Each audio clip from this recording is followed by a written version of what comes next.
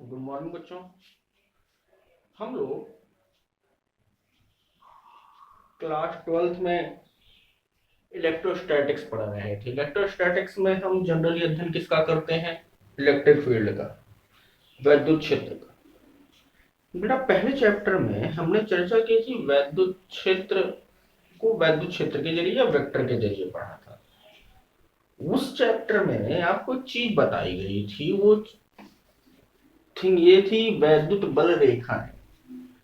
वैद्युत बल रेखाओं के बारे में आपको ये बताया गया था कि वैद्युत बल रेखाओं की संख्या से हम वैद्युत क्षेत्र की तीव्रता ज्ञात कर सकते हैं। मतलब जितनी वैद्युत बल रेखाएं ज्यादा होंगी, वैद्युत क्षेत्र की तीव्रता उतनी ज्यादा होगी। मतलब सघन वैद्युत बल रेखाएं, वैद्युत क्षेत्र की तीव्रता ज्यादा। फिर इसके लिए हमने इस चैप्टर में सबसे पहले पढ़ना शुरू किया था एरिया वेक्टर। एरिया वेक्टर के बाद हमने पढ़ना शुरू किया था सॉलिड एंगल। एरिया वेक्टर क्या होता है? किसी सरफेस से खींचा गया लंब क्या कहलाता है? एरिया वेक्टर कहलाता है।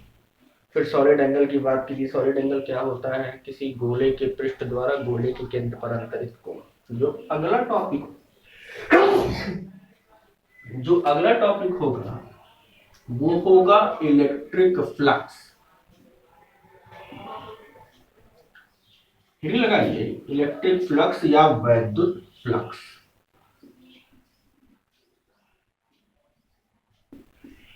इंपॉर्टेंट टॉपिक है। अब इसी इलेक्ट्रिक फ्लक्स के जरिए हम लोग वैद्युत क्षेत्र की तीव्रता पढ़ेंगे, गॉस के थ्योरम वगैरह तमाम चीजें आएंगी। पहले इलेक्ट्रिक फ्लक्स होता क्या है वो समझो। देखो, इलेक्ट्रिक फील्ड में किसी वैद्युत क्षेत्र में स्थित किसी काल्पनिक पृष्ठ से, एक सरफेस से गुजरने वाली वैद्युत बल रेखाओं की संख्या। फिर से मेरी बात सुने। किसी इलेक्ट्रिक फील्ड में, मान लो ये एक इलेक्ट्रिक फील्ड है। अब आप बता सकते हैं ये समांतर वैद्युत बल रेखाएं हैं। और समांतर वैद्युत बल रेखाएं क्या होती हैं? वे वैद्युत बल रेखाएं, मतलब समांतर वैद्युत बल रेखाएं एक समान वैद्युत क्षेत्र प्रदर्शित करती हैं। एक समान वैद्युत क्षेत्र का मतलब क्या? इसमें कहीं भी हम परीक्षण आवेश रखेंगे तो इस पर लगने वाला जो वैद्युत बल होगा वो समान होगा। अच्छा ध्यान से देखना।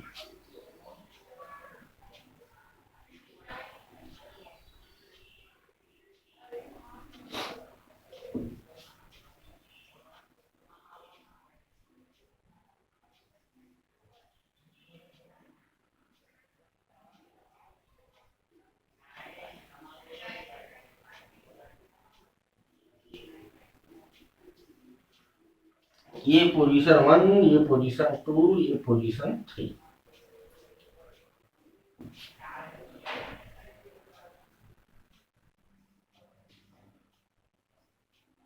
ये पोजीशन 4। मान लो कोई सरफेस है। अब आप सोच के देखो इसमें कितनी वैद्युत बल रेखाएं, पोजीशन 1 में कितनी वैद्युत बल रेखाएं गुजर रही हैं? 1 2 3 4 5। 5 वैद्युत बल रेखाएं गुजर रही हैं। पोजीशन 2 में आओ, 1 2 3 वैद्युत बल रेखाएं गुजर रही हैं। पोजीशन 3 में आओ, सिर्फ एक वैद्युत बल रेखा गुजर रही है। पोजीशन 4 में 0। तो जनरल सी बात यह है कि इलेक्ट्रिक फील्ड में स्थित किसी काल्पनिक पृष्ठ से गुजरने वाली वैद्युत बल रेखाओं की संख्या क्या कहलाती है? वैद्युत फ्लक्स कहलाती है। जनरल सी बात देखो, ये पोजीशन 1, ये पोजीशन 2, ये पोजीशन 3, ये पोजीशन 4। पोजीशन 1 में कितनी वैद्युत बल रेखाएं गुजर रही हैं? 1 2 3 4 5। तो पोजीशन 1 के लिए, पोजीशन 1 के लिए इलेक्ट्रिक फ्लक्स कितना? ये फार्मूला बताया जाएगा, पहले जनरली समझ लो। 5। क्यों 5? क्योंकि 5 वैद्युत बल रेखाएं गुजर रही है। 1 2 3 4 5। पोजीशन 2 के लिए 3। पोजीशन 3 के लिए 1। पोजीशन 4 के लिए 0। अब आप अपने से बता सकते हो कि किसका इलेक्ट्रिक फ्लक्स ज्यादा है? इसका इलेक्ट्रिक फ्लक्स ज्यादा क्यों? क्योंकि यहाँ 5 वैद्युत बल रेखाएं गुजर रही हैं, यहाँ 2, यहाँ 3, यहाँ 0।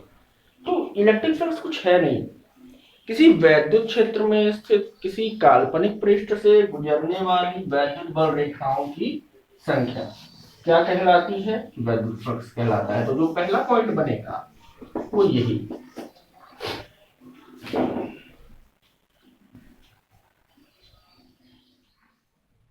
किसी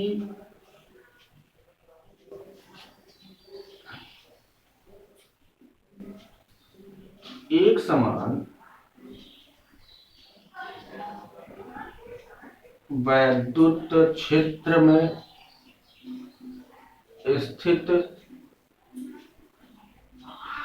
किसी काल्पनिक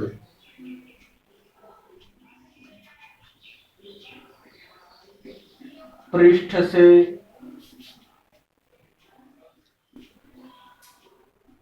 गुजरने वाली वैद्युत बल रेखाओं की संख्या, रेखाओं की संख्या क्या कहलाती है? वैद्युत फ्लक्स कहलाती है। क्लियर हो जाना चाहिए। इलेक्ट्रिक फील्ड हो और इलेक्ट्रिक फील्ड में से होकर गुजरने वाली वैद्युत बल रेखाओं की संख्या क्या कहलाएगी? इलेक्ट्रिक फ्लक्स कहलाएगी। दूसरा पॉइंट, इसे फाई ई से प्रदर्शित करते हैं। किससे प्रदर्शित करते हैं? फाई ई से डिनोट करते हैं। कोई दिक्कत? अब सुनो, अब आप अपने से बता सकते हो फाई या इलेक्ट्रिक फ्लक्स, अगर मान लो वैद्युत क्षेत्र की तीव्रता हो ई, वेक्टर है, और क्षेत्रफल वेक्टर हो ए, तो किसी पृष्ठ का वैद्युत फ्लक्स वैद्युत क्षेत्र की तीव्रता और एरिया वेक्टर के अदिश गुणनफल के बराबर होता है। फिर समझ बात, किसी पृष्ठ का वैद्युत फ्लक्स वैद्युत क्षेत्र की तीव्रता व एरिया वेक्टर क्षेत्रफल वेक्टर के अदिश गुणन के बराबर होता है। तो फार्मूला निकल के आएगा वो ये निकल के आएगा, और यहां से इस फार्मूले से आप क्या ले सकते हो? वैद्युत क्षेत्र की तीव्रता एरिया वेक्टर, याद करो मैंने पहले कहा था कि अगर फ्लक्स को आपको समझना है तो आपको एरिया वेक्टर समझ में आना चाहिए। चलो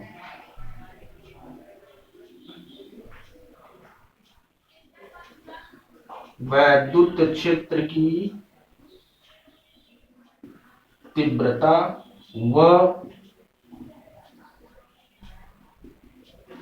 क्षेत्रफल वेक्टर की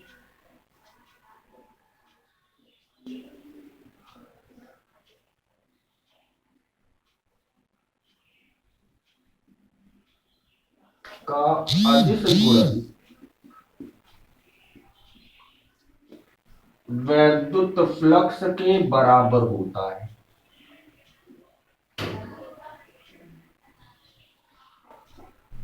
बराबर होता है। इलेक्ट्रिक फ्लक्स जो फार्मूला निकल के आएगा वो आता है वैद्युत क्षेत्र की तीव्रता और एरिया वेक्टर का अदिश गुणन क्या कहलाता है? वैद्युत फ्लक्स कहलाता है।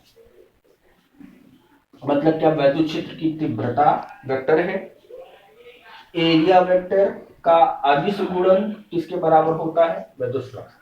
अब जरा आप याद करो, vector A dot vector B बराबर ए बी कॉस थीटा हुआ करता था, और थीटा क्या हुआ करता था? ए और बी के मध्य का कोण।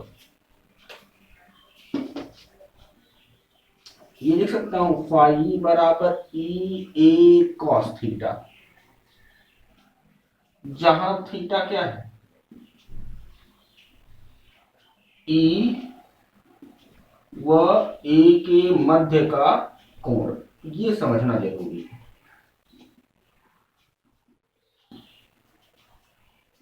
सुनो मेरी बात ध्यान से। मान लो ये वैद्युत क्षेत्र है,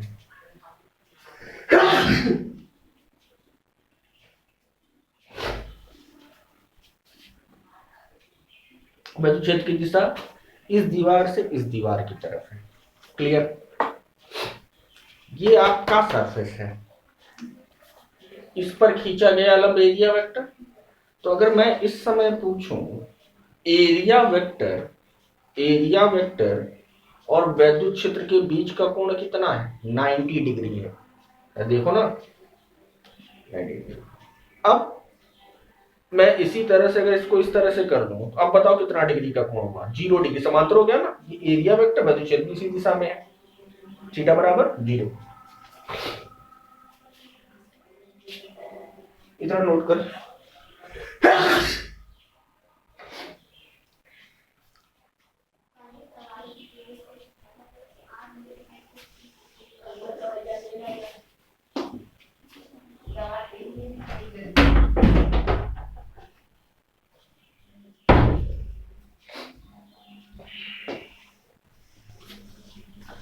अब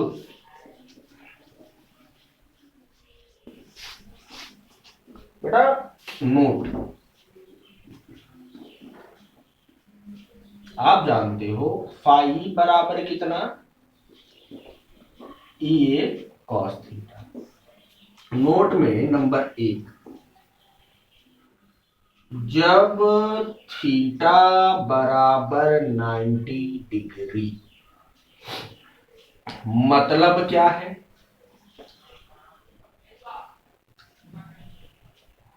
कुंडली या पृष्ठ का तल वैद्युत क्षेत्र के समांतर।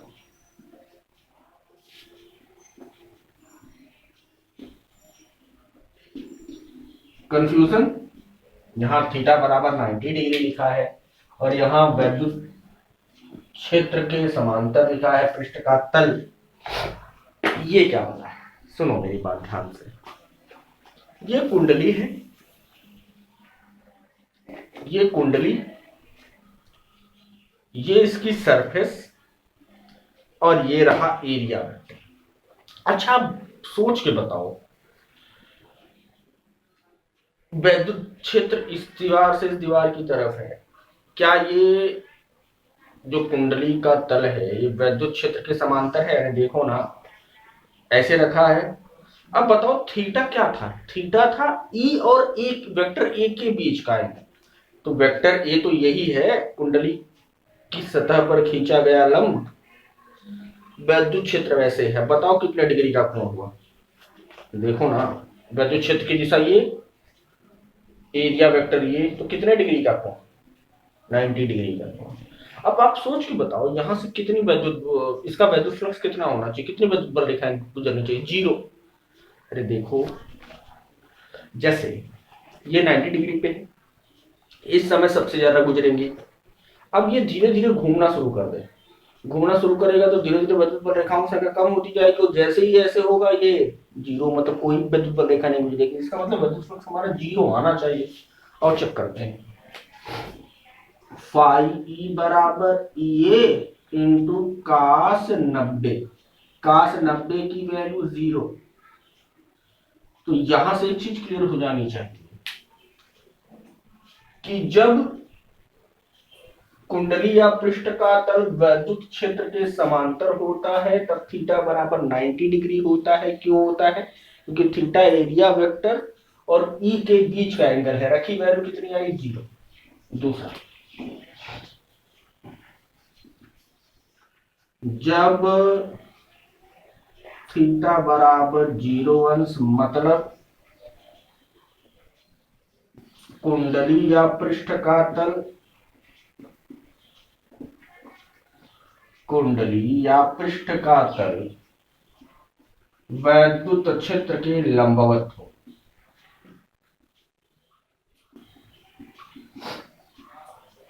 तब देखें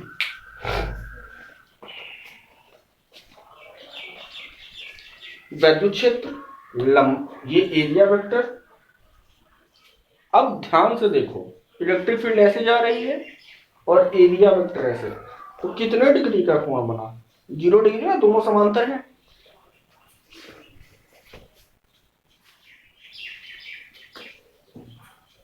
चलिए वैल्यू रखिए, फाई ई बराबर ई ए इंटू कास 0। फाई की वैल्यू कितनी आएगी, ई ए। नोट करें,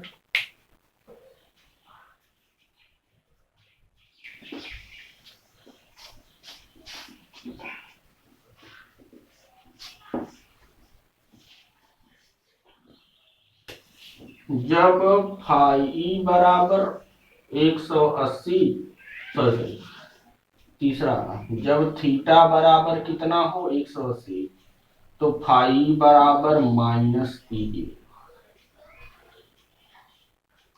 रखोगे। काश 180, काश 180 की वैल्यू आएगी -1, -1 में गुणा करोगे कितनी आएगी। अब आप सोच के देखो, क्या वैद्युत फ्लक्स का मान धनात्मक ऋणात्मक हो, धनात्मक ऋणात्मक जीरो दोनों हो सकता है। जब धनात्मक होगा तो वैद्युत बल रेखाएं पृष्ठ से निकलती, जब ऋणात्मक होता है तो वैद्युत बल रेखाएं पृष्ठ में प्रवेश करती हैं। नोट नंबर 4,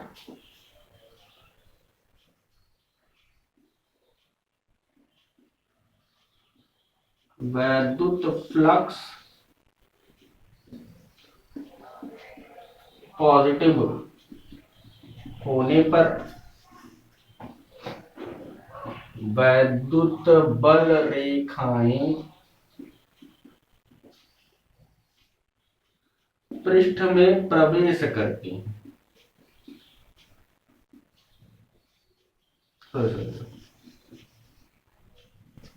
पृष्ठ से निकलती हैं।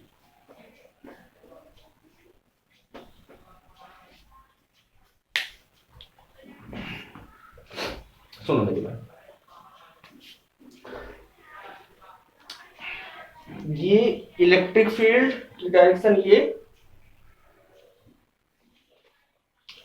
अब आप बताओ, ये सरफेस मतलब एरिया वेक्टर और ये वैद्युत क्षेत्र दोनों एक ही दिशा में है, इधर से निकलेंगे, देखो ना ये पॉजिटिव। अब प्रवेश किधर से करनी चाहिए, इधर से। चलो पांचवा,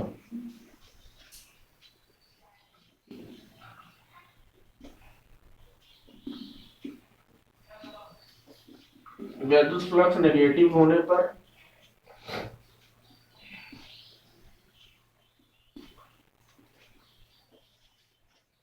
वैद्युत बल रेखाएं पृष्ठ में प्रवेश करते हैं। वो अपोजिट होगा एरिया वेक्टर, तभी होगा। चलिए यहां तक आइए पूरा।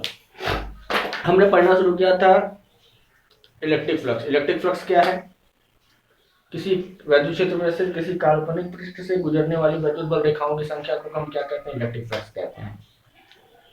इलेक्ट्रिक फ्लक्स को किससे डिनोट करते हैं, फाई ई से डिनोट करते हैं। फाई ई बराबर क्या होता है, vector E dot vector A. वैद्युत क्षेत्र और एरिया वेक्टर का अदिश गुणन क्या कहलाता है, वैद्युत फ्लक्स कहलाता है। फिर हमने देखा कि फाई ई बराबर ई, ये cos theta, cos theta, theta क्या था, ए मतलब एरिया वेक्टर और वैद्युत क्षेत्र के बीच का एंगल। फिर उसके बाद हमने चर्चा शुरू की किस चीज की, फिर देखा कि जब थीटा बराबर जीरो, थीटा बराबर जीरो कहने का मतलब जो कुंडली का तल होगा वो वैद्युत क्षेत्र के समांतर होगा। सॉरी सॉरी सॉरी, जब थीटा बराबर जीरो तो कुंडली का तल वैद्युत क्षेत्र के लंबवत होगा। कुंडली का तल वैद्युत क्षेत्र के, जब कुंडली का तल वैद्युत क्षेत्र के लंबवत होगा तो एरिया वेक्टर उसी डायरेक्शन में होगा। फिर उसके बाद हमने कहा कि जब कुंडली का तल वैद्युत क्षेत्र के समांतर होगा तब थीटा बराबर 90 डिग्री, 12 वगैरह रखी। अब जो बात रह जाती है वो मात्रक की रह जाती है और विमा की रह जाती है, इतना नोट करें।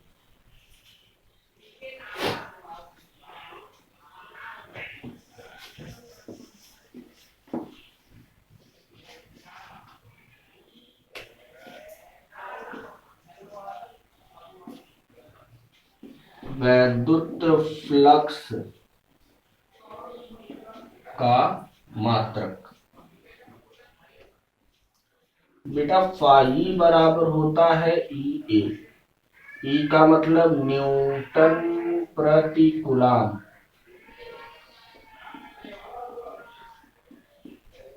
तो newton metre square upon coulomb square.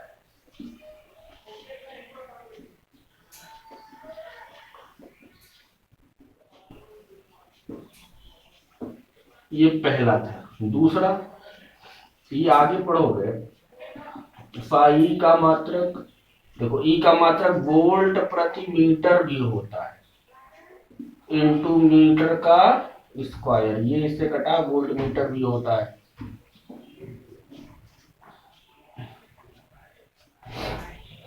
अगला जो पॉइंट बनेगा वो बनेगा वैद्युत फ्लक्स की विमा। वैद्युत फ्लक्स की विमा। चलो वैद्युत फ्लक्स की विमा लिखो। न्यूटन मतलब यम एल टी पावर -2 अपान मीटर का मतलब L square upon A T. ये टी ऊपर जाएगा, इसके साथ टी पावर -3, इसकी विमा आएगी M L square into L cube T power -3 A power -1। ये आपका पूरा इलेक्ट्रिक फ्लक्स हुआ। एक बार पूरा नोट करें, नोट करने के बाद